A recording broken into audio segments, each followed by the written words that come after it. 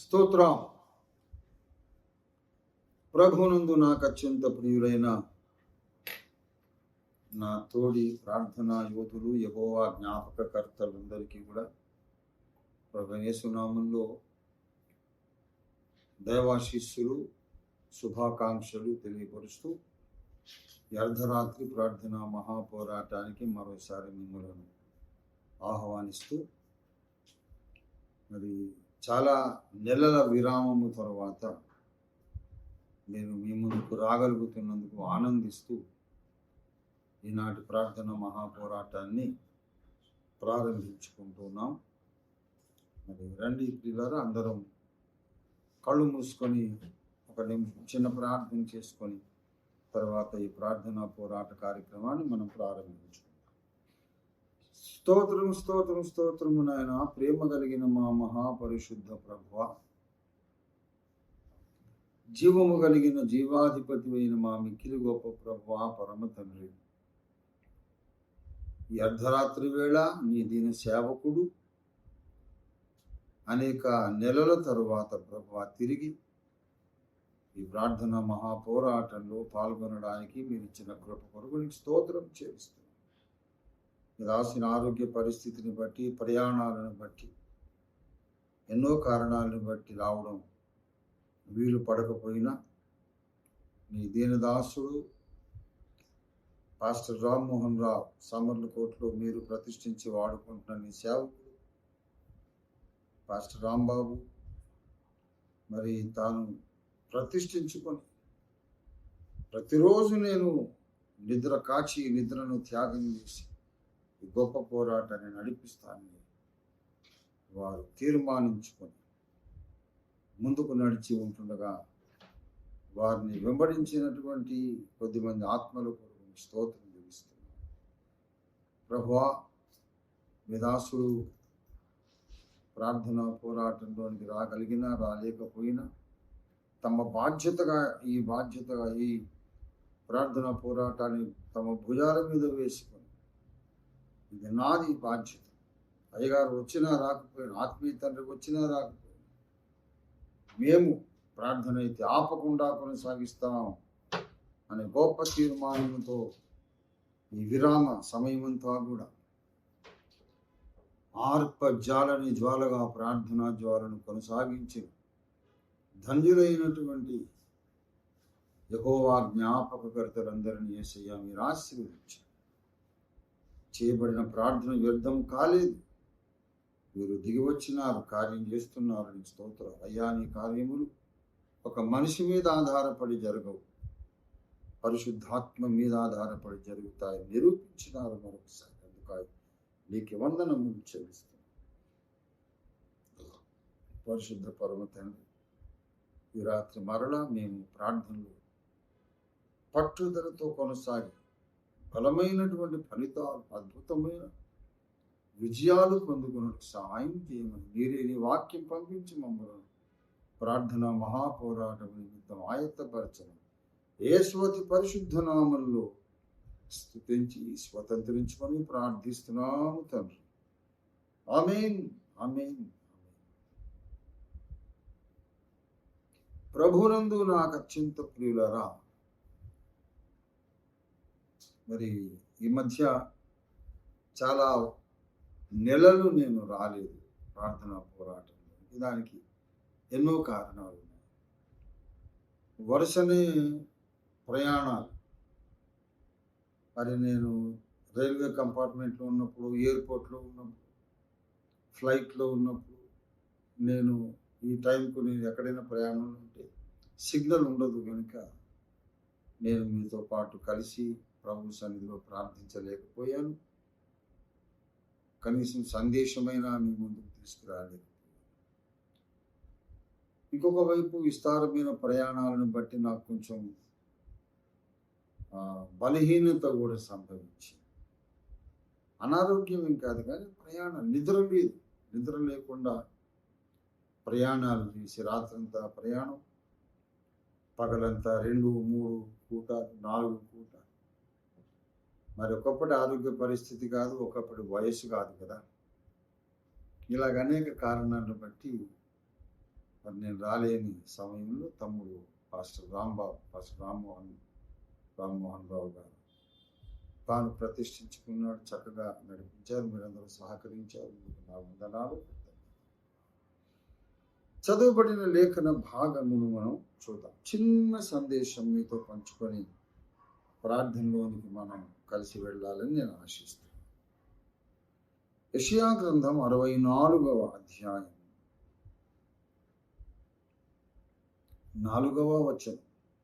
తన కొరకు కనిపెట్టువాని విషయమై నీవు తప్ప తన కార్యము సఫలము చేయు మరి ఏ దేవునిని ఎవడును ఏ కాలమున చూచి ఉండలేదు. అట్టి దేవుడు కలడన్న సమాచారము మనుషులకు వినబడలేదు. అట్టి సంగతి వారికి తెలిసి ఉండలేదు. దేవుడి వాక్యమును మన వినికిడిలో ఆశీర్వదించునుగా. ప్రభునందు ప్రియులారా, ఇక్కడ ఒక అద్భుతమైన విషయాన్ని, నిజానికి అనేక అద్భుత విషయాలను పరిశుద్ధాత్మ దేవుడు లిఖింపజేశాడు. ఎన్నో విషయాలు ఉన్నాయి ఇక్కడ మనం నేర్చుకోవలసిన విషయాలు. మరి ఆ అన్ని విషయాలలో ఒకటి మాత్రం మీ దృష్టికి తేవాలని నేను ఆశిస్తున్నాను. 64వ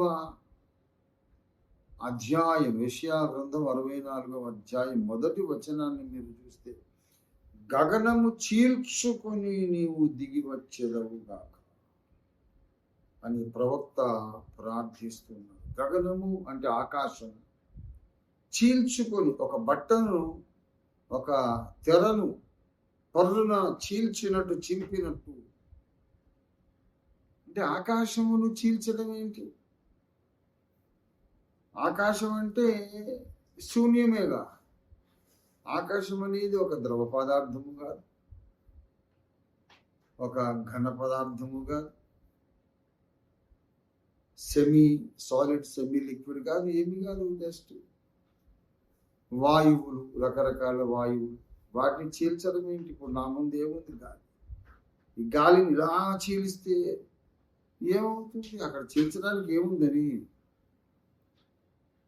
దేవుడు గగనము చీల్చుకొని దిగి రావాలని ప్రవక్త ప్రార్థిస్తున్నాడు. ఎందుకు అంటే దేవునిని ఆపడానికి ప్రయత్నిస్తున్నటువంటి బలమైన తెరలు పైన ఆకాశములు ఉన్నాయి. అవి ఇటు నుండి ప్రార్థన అటు వెళ్లకుండా ఆపుతాయి. అటు నుండి దేవుని జవాబు ఇటు రాకుండా కూడా ఆ తెరలు ఆపుతూ ఉంటాయి. అవేంటంటే, మనము లెక్కించలేనంత మంది కోటాను కోట్ల దురాత్మల, అంధకార రాజ్యపు ప్రధానులు, అధికారులు, లోకనాథులైనటువంటి అనేక మంది బలిష్ఠులైన, బలాఢ్యులైన, పడిపోయిన దేవదూతల యొక్క సమూహం అడ్డుగోడగా నిలిచి ఉంటారన్నమాట. ఇది రెండవ ఆకాశం. నేను చెబుతున్న వైనము, ఈ పరిస్థితి రెండవ ఆకాశంలో ఉంది. ఆ పైన మూడవ ఆకాశంలో వీళ్ళ ఆటలు ఏమి చెల్లవు. మూడవ ఆకాశంలో పరదేశం ఉంది. అక్కడ యేసు ప్రభు వారు దర్శనమిస్తూ ఉంటారు. అక్కడ వీడేం చేయలేవు. అయితే రెండవ ఆకాశంలో ఈ అపవిత్ర ఆత్మల సైన్య సమూహం అడ్డుగోడగా నిలబడి ఉంటారన్నమాట.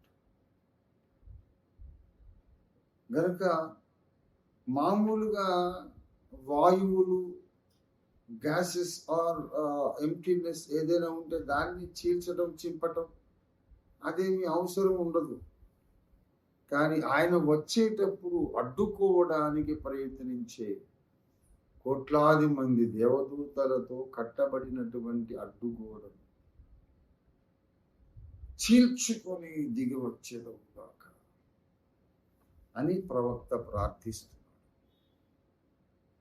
అలా వచ్చినప్పుడట ఆయన గగనమును, ఆకాశమును చీల్చుకొని దిగి వచ్చినప్పుడు ఈ భూమి మీద ఉన్న పర్వతములు తత్తరిల్లును గాక. అంటే తత్తరపడడం, భయముతో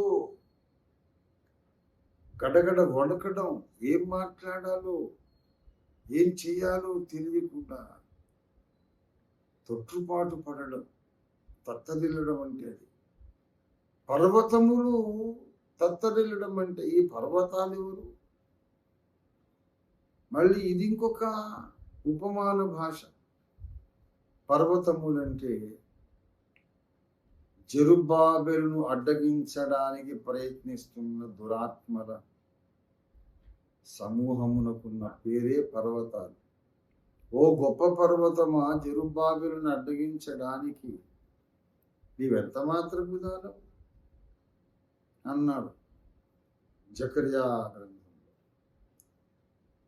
4వ అధ్యాయంలో. ఓ గొప్ప పర్వతమా, జెరుబ్బాబెలును అడ్డగించడానికి నువ్వు ప్రయత్నిస్తున్నావు.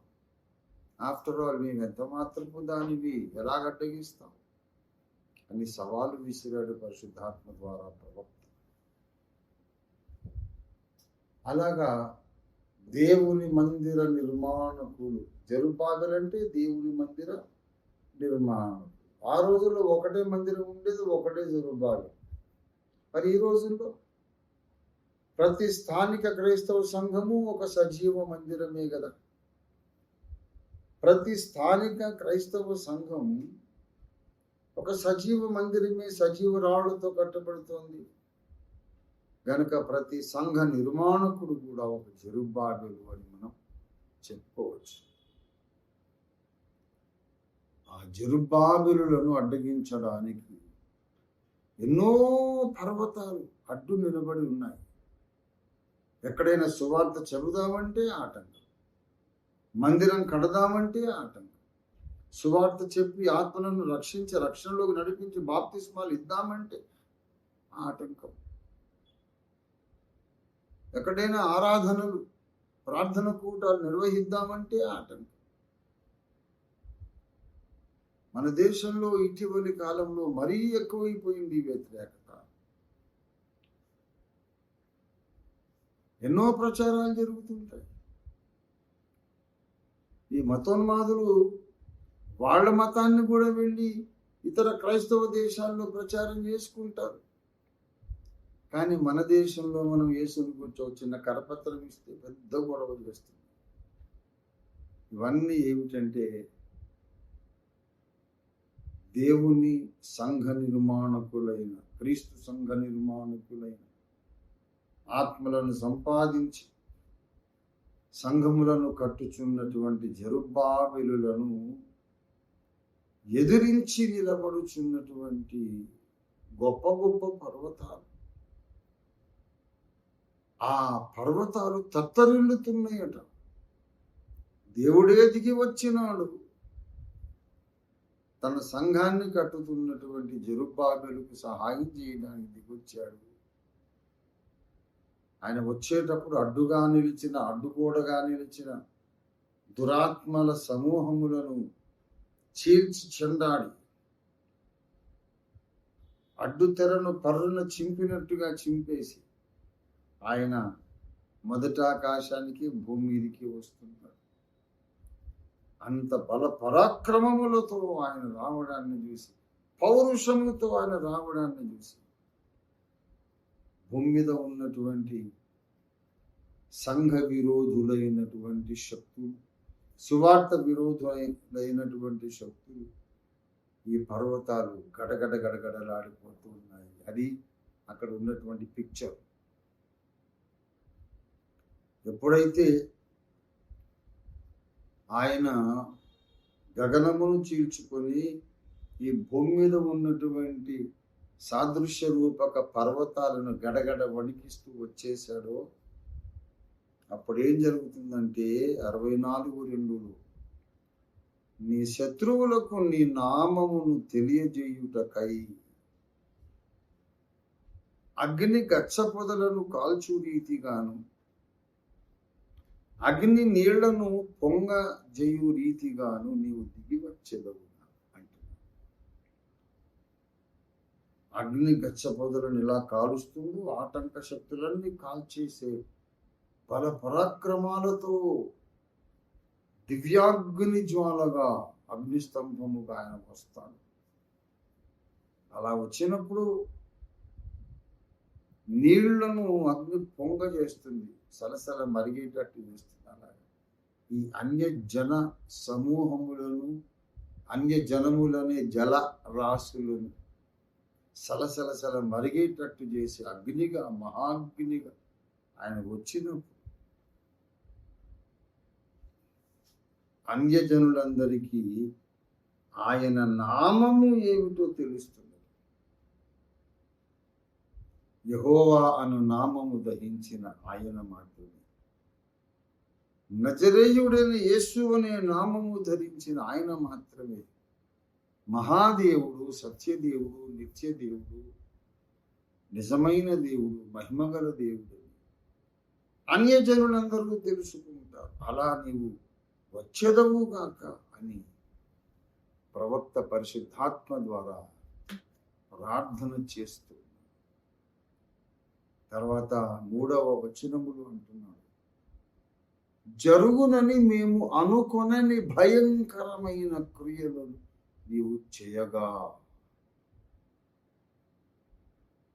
మేము అనుకున్న కార్యాలు చేయడం కాదు,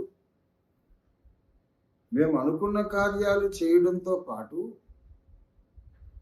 మేము అనుకొనని కార్యాలు, ఊహించని కార్యాలు, కలలో కూడా మేము ఇలా జరుగుతాయి అనుకోనటువంటి క్రొత్త కార్యాలు, వినూత్నమైన కార్యాలు, గొప్ప గొప్ప కార్యాలు, అసంభవం అనుకున్న కార్యాలు నీవు చేయగా అన్యజనులు నీ సన్నిధిలో కలవరపడుదురుగాక. అలా దేవుడు దిగి రావాలని మనం ఇవాళ ప్రార్థన చేద్దాం. ఇవాళ మనం ప్రార్థన చేద్దాం. పర్వతములు తత్తరిల్లున్నట్టుగా దిగిరా దేవా, అన్యజనులు కలవరపడినట్లుగా దిగిరా తండ్రి. మేము అడిగేదానికంటే, ఊహించేదానికంటే అత్యధికంగా చేయడానికి శక్తిగల దేవునిగా దిగిరమ్ము తండ్రి. నువ్వు దిగిరమ్మని మనం ప్రార్థన చేద్దాం. ఈ 3 వచనాలను మనము దాటిన తర్వాత 4వ వచనంలో మన మూలవాక్యంలో ఒక గొప్ప మాట సెలవిస్తున్నాడు. తన కార్యము సఫలము చేయు మరి ఏ దేవునిని ఎవడును ఏ కాలమునను చూచి ఉండలేదు. తన కోసం కనిపెట్టుకొని ఉండు వారి విషయంలో తన కార్యమును సఫలము చెయ్యు మరి ఏ దేవునిని ఎవడు ఏ కాలమున కూడా చూసి ఉండలేదు. ప్రియా దేవుని బిడ్డలారా, ఎవరి కోసం దేవుడు అద్భుత కార్యాలు చేస్తాడు, ఎవరిని ఆశీర్వదిస్తాడు, ఎవరి కొరకు తన కార్యాన్ని సఫలం చేస్తాడు, ఎలాంటి భక్తుల కార్యాలు ఆయన సఫలం చేస్తాడు. ఒక లక్షణం ఉండాలి, ఆయన కొరకు కనిపెట్టుకునే లక్షణం ఉండాలి. కనిపెట్టుకోవడం అనేది ఎప్పుడు అవసరం అవుతుంది? ఎప్పుడు అవసరం అవుతుంది అంటే మనం అనుకున్న టైంలో, మనం అనుకున్న సమయంలో దేవుడు కార్యం జరిగించాడు. రేపు ఉదయం కల్లా ఇన్ని డబ్బులు రావాలి, రేపు ఉదయానికల్లా తెల్లారేసరికి ఇన్ని ఆత్మల రక్షణ పొందాలి, ఈ సమస్యలన్నీ పరిష్కారం కావాలి అని అన్ని నువ్వు అనుకుంటే నీ టైమింగ్లో దేవుడు పని చేయడు. దేవుడు దిగి రావాలి, దేవుడే పరిష్కరించాలి, దేవుడు ఆశీర్వదించాలి అని ప్రార్థించే ప్రతి ఒక్కడు కూడా కనిపెట్టుట నేర్చుకోవాలి. Praying and waiting for the answer. ఊరికే స్విచ్ చేయగానే ఫ్యాన్ తిరిగింది, స్విచ్ చేయగానే లైట్ వెలిగింది, ఏసీ ఆన్ అయింది, అలా ఉండదు ప్రార్థనా జీవితం. ప్రార్థించేవారు ఎదురు చూచుట నేర్చుకోవాలి. అబ్రహాం 25 సంవత్సరాలు ఎదురు చూశాడు. ఇస్సాకు రిబ్కాలు సంతానము కొరకు 20 ఏళ్ళు ఎదురు చూశాడు. అభిషేకించబడిన తరువాత దావీదు సింహాసనం ఎక్కలేదు, అడవుల్లో పాలయ్యున్నాడు. ఒకనాటికి నేనే సింహాసనాసీనున్నవుతాను, నేనే ఇశ్రాయేలు ప్రజలను సార్వభౌమునిగా పరిపాలిస్తాను, సార్వభౌమ అధికారంతో సోవరెన్ కింగ్ గా నేనే పరిపాలిస్తానని తెలుసు దావీదుకు. అయినా ప్రాణాలు అరచేతి పెట్టుకొని కొండ గుహల్లో, సొరంగాలు, అడవుల్లో ఎక్కడెక్కడో తలదాచుకున్నాడు. ఆ మహాభక్తుడు తొందరపడలేదు. దేవుని టైం వస్తుంది. ప్రవక్త మాట అబద్ధం కాదు. సమూయేలు తైలపు కొమ్ము తీసి నా తల మీద పోసి నా తండ్రి ఇంట, నా సహోదరులు ఎదుట నన్ను అభిషేకించాడు. అది వ్యర్థమవుతుందా? అబద్ధమవుతుందా? కానే కాదు. అబద్ధమయ్యే అవకాశమే లేదు. దేవుడు తన దాసుని పంపించాడు, నన్ను అభిషేకించాడు. ఇప్పుడేమో పరిస్థితి తారుమారైంది. ఒక అడవి జంతువును వేటాడినట్లుగా ఇశ్రాయేలుకు రాజైన వాడు సౌలు నా మీద విషపు చూపు నిలిపి వెంటాడుతున్నాడు. అయినా పర్వాలేదు, దేవుని టైం వస్తుంది, అంతవరకు నేను ఎదురు చూస్తాను అని అడవిలో తలదాచుకుంటూ ఎదురు చూశాడు దావీదు. ప్రియ దేవుని బిడ్డలారా, ఎదురు చూడకుండా మనము దేవుని ఆశీర్వాదాలు పొందలేము. ఎదురు చూడకుండా మన ప్రార్థనలకు సమాధానము, జవాబులు మనం పొందలేము. ఎవరైతే ఎదురు చూడటం నేర్చుకున్నారో వాళ్ళు దేవుణ్ణి ఘనపరుస్తున్నారు. అడిగి వెంటనే జవాబు రాకపోయినా, అడిగిన వెంటనే జవాబు రాకపోయినా సరే, నా దేవుడు నమ్మకస్తుడు, తగిన సమయంలో నాకు జవాబిస్తాడని ఎదురు చూస్తున్న వాళ్ళు దేవుణ్ణి ఘనపరుస్తున్నారు. తన కొరకు కనిపెట్టుకుని వారి విషయములో యేసునాథుడు తప్ప తన కార్యాన్ని సఫలం చేసే దేవుడు ఎవడు ఎక్కడా లేడు. ఎవడికి తెలియదు అసలు ఆ సమాచారం అని గొప్ప సాక్ష్యాన్ని పలుకుతున్నారు ప్రభు. మనము దేవుని కొరకు నిందలు మోసేవారుగా ఉంటే అది మంచిదే. దేవుని కొరకు ప్రాణములు ఇవ్వడానికి సిద్ధంగా ఉంటే అది మంచిదే. దేవుని కొరకు అవమానాలు భరించిన, త్యాగాలు చేసిన మంచిదే. కానీ అద్భుతాలు చూడాలంటే మాత్రం మొదట ప్రార్థించువారుగా, తర్వాత కనిపెట్టువారుగా ఉండాలి. అప్పుడే మనం అద్భుతాలను చూడగలుగుతాం. We simply have to wait with faith, not finding fault with God, not grumbling against God. దేవుని మీద సణుగుతూ ఎదురు చూడడం కాదు, నమ్మకముతో ఎదురు చూడాలి, నిరీక్షణతో ఎదురు చూడాలి, దేవుని స్తుతిస్తూ ఎదురు చూడాలి. భవిష్యత్తులోనికి చూచి వస్తున్న ఆశీర్వాదాలను అప్పుడే స్వతంత్రించుకొని ప్రభువును స్తుతిస్తూ ఆరాధిస్తూ ఎదురు చూడాలి. ఇవాళ కాకపోతే రేపు, రేపు కాకపోతే ఎల్లుండి, లేకపోతే ఇంకో 6 నెలలు, కానీ నేను అడిగినది నాకు తప్పకుండా దేవుడు ఇస్తాడు అని నిండు విశ్వాసంతో, పట్టుదలతో స్వతంత్రించుకుంటూ మనం మన దర్శన నెరవేర్పు కొరకు మనం ప్రార్థన చేయాలి. నా ఆరోగ్యం కొరకు ప్రార్థన చేయండి. ఇంకా నా మీద మంత్రాలు ప్రయోగిస్తూనే ఉన్నాడు. మీ అందరి ప్రార్థన, మీలాంటి ఆత్మీయ బిడ్డల ప్రార్థన నా చుట్టూ కంచుకోటలాగా నిలబడింది. నన్ను ఇంకా ప్రార్థనలు ఎత్తిపెట్టండి, బలపరచండి. అతి త్వరలోనే మన ప్రణాళిక, సంస్కరణ, దర్శనం నెరవేరబోతుంది. దాదాపుగా ఒక 1 year, అంతకంటే ఎక్కువ టైం పట్టింది. దాని కొరకు విస్తారంగా డబ్బు కావాలి. డబ్బు మనకు రావడానికి చేస్తున్న ప్రతి ప్రయత్నం అడ్డగించబడుతుంది. అడ్డగించే దురాత్మలను దేవుడు భస్మము చేసి పారద్రోలాలని ఈ రాత్రి ప్రార్థన చేయండి. ఎందుకంటే సాతాను యాంటీ గాడ్ ఫోర్స్, వాడు దేవ విరోధి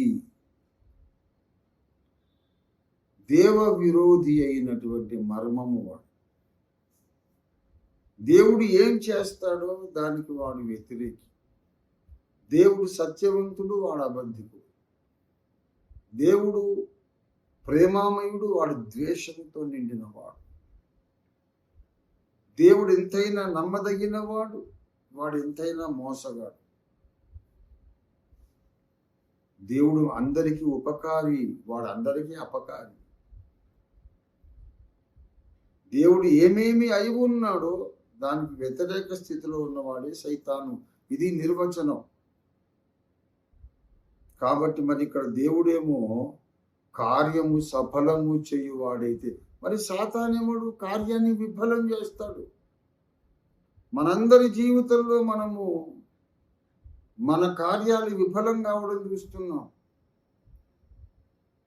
ఒక ప్రాజెక్ట్ ఏదో పెట్టుకుంటాం, అది సక్సెస్ అవ్వట్లేదు.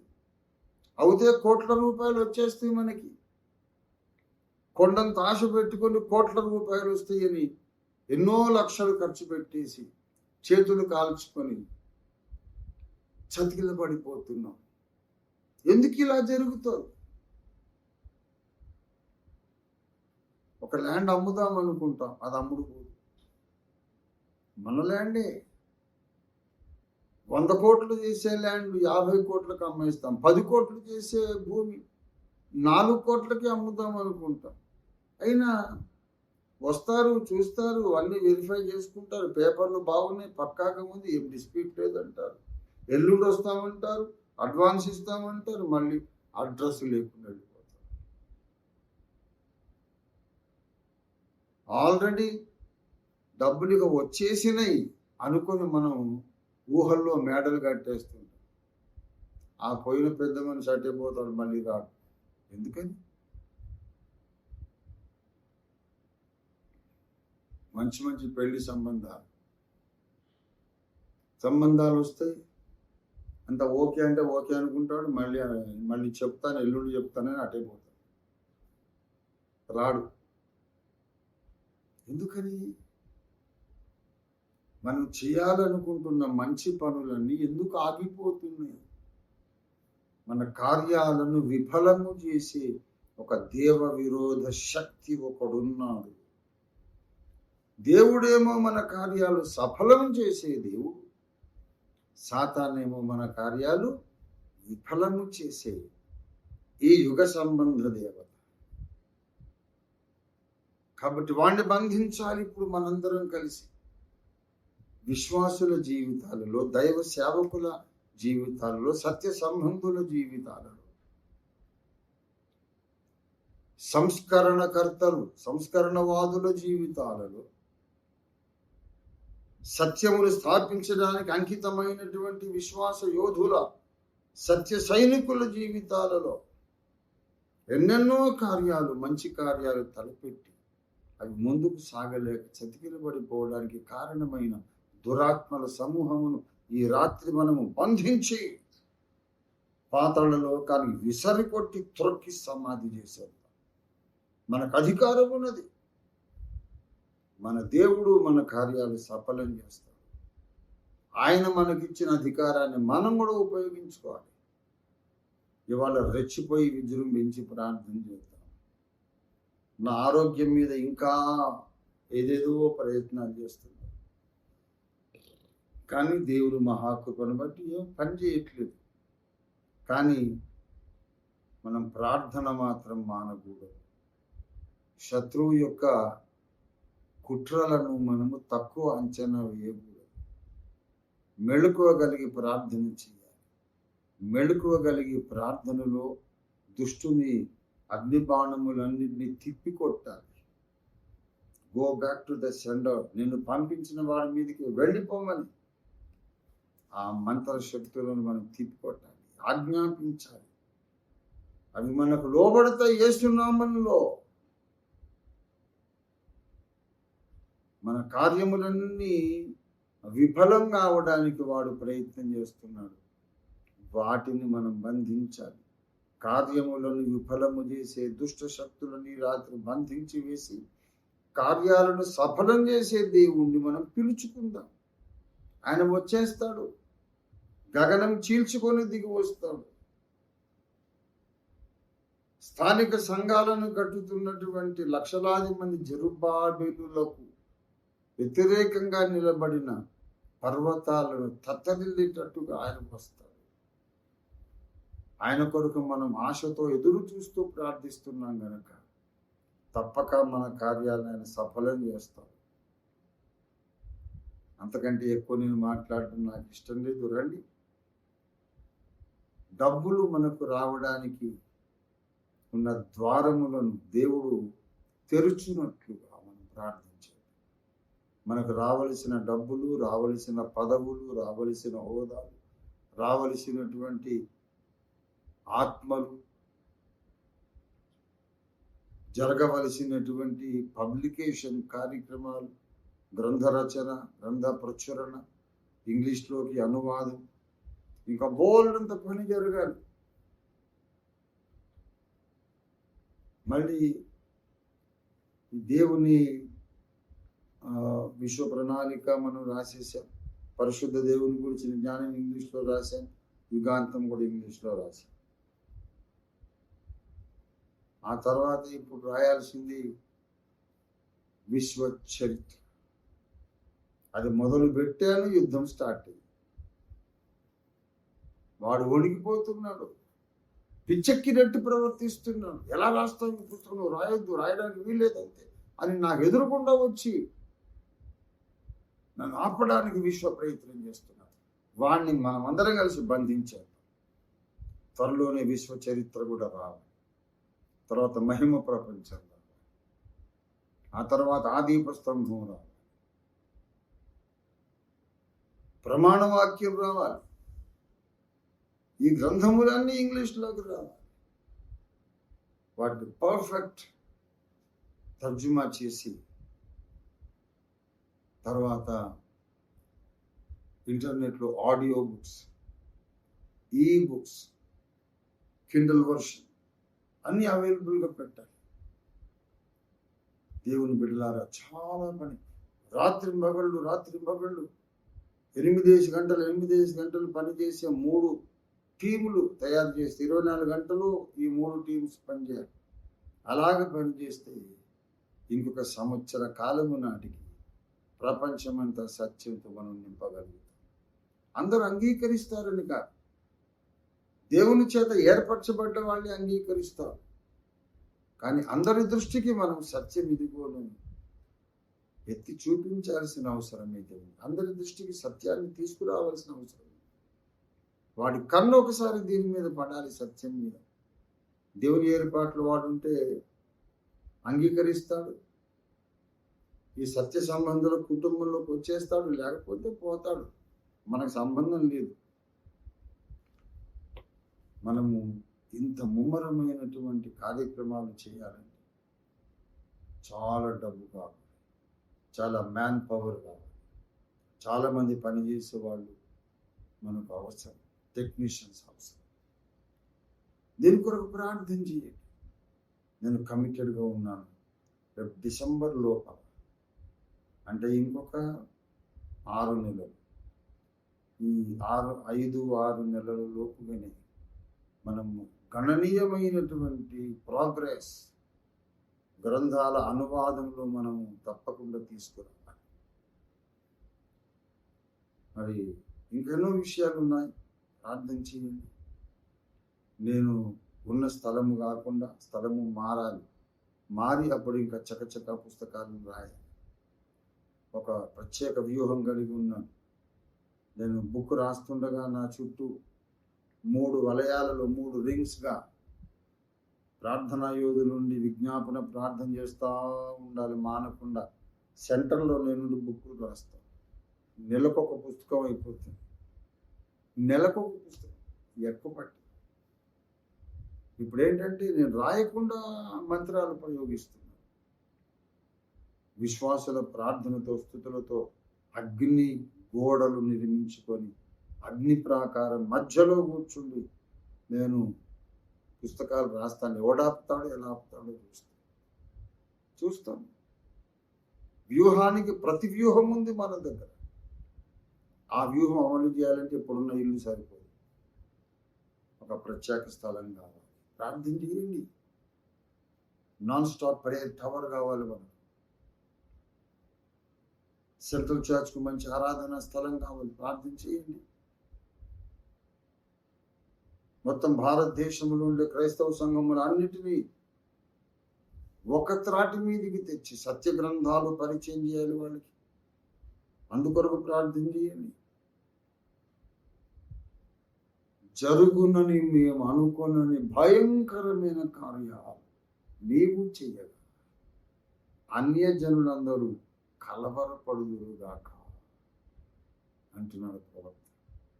అటువంటి గొప్ప దైవ ప్రత్యక్షత కొరకు మనం ప్రార్థన చేద్దాం. రండి, దయచేసి ప్రార్థన ప్రారంభించేద్దాం. సమయం చాలా గడిచింది. ఇప్పుడు 1 గంట కాలేదు, ఏం పర్వాలేదు. మనకి ఇంకా 2 గంటల సమయం ఉంది. అంటే ఒక్కొక్కరు 5 నిమిషాలు ప్రార్థన చేశారనుకోండి, అప్పుడు 25 మంది ప్రార్థన చేయొచ్చు. Come on, let us pray. ప్రభు మన ప్రార్థనలు ఆలకించాలని ఆయన ఆశగా ఎదురు చూస్తున్నారు. పరలోకమే ఎదురు చూస్తుంది. కమాన్, అందరం కళ్ళు మూసుకొని ప్రార్థనలోకి వెళ్ళిపోదాం. మన దేశ రక్షణ కొరకు, క్రైస్తవ సమాజ సంస్కరణ కొరకు, సంపూర్ణ సిద్ధి కొరకు అందరం ప్రార్థించాం.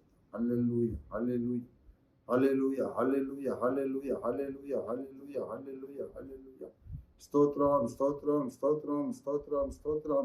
ప్రేరేపణ కలిగిన వారు దయచేసి ప్రార్థన ప్రారంభించండి.